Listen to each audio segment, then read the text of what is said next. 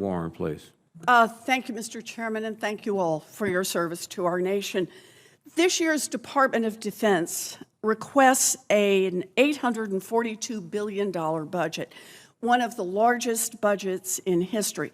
Now, despite the massive size of this budget request, the committee is already receiving letters from various parts of DoD saying that they need billions of dollars more.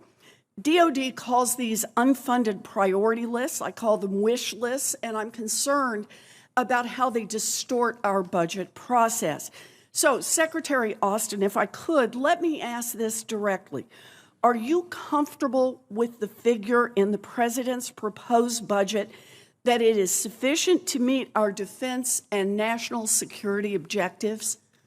I am, Senator. As you know, we made this budget request based upon our strategy. Our request is directly linked to the capabilities that we need to execute our strategy. And we spent a lot of time on that. I've asked the commanders and service chiefs to make sure that they go after warfighting capability and readiness in their base budget. And for the most part, we've done that. But again, we are required by law. I understand. So we're going to go there. We're going to go there, Mr. Secretary. Now, Secretary Gates understood that leaders at DoD can always find a gap or a requirement to justify asking for what he called however many billions dollars more you want. He reduced wish lists by about 90%, and he was able to do this during the surge in Afghanistan. Secretary Austin, you have a unique perspective here because before you were Secretary of Defense, you were the commander of a major combatant command, a job that is now held by the people who are asking for unfunded priorities.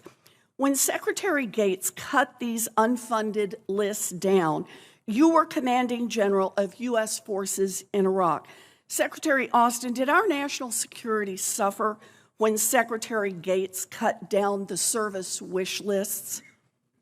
I can say that while we were in Iraq and Afghanistan, we, based upon the support of Congress, we had what we needed to be able to prosecute our operations, and so we didn't want for much of anything. So. Okay, so let's talk then about the budget process. Each combatant commander thinks about how they could spend more money than you have allocated to them in this process that you describe. I assume these combatant commanders act in absolute good faith, but they have a narrow perspective. Secretary Austin, in putting together the overall budget, you have to weigh our global national security priorities. Do the commanders submitting these wish lists have to do the same? They are primarily focused on their region and what they would like to have for their region in order to be successful. So, but again, I take that as a no. Right. Yeah. All right. As my colleagues on this committee are well aware, I've been using these budget posture hearings to ask combatant commanders, folks who occupy the roles like the one you used to serve, about these lists, and almost all of them have defended their requests, although the justifications vary. 3 of them said they needed the items on this list to address unexpected threats that couldn't be considered in the budget process. But these same commanders often repeat the same requests year after year after year, suggesting that if there were a real need, they would have worked it into the underlying budget. Secretary Austin, does DoD have sufficient tools to address emerging threats without relying on the unfunded priorities list? We do, and again, we account for that as we built the budget. Okay, and one last question. Do you support removing the statutory requirement to send Congress these lists every year?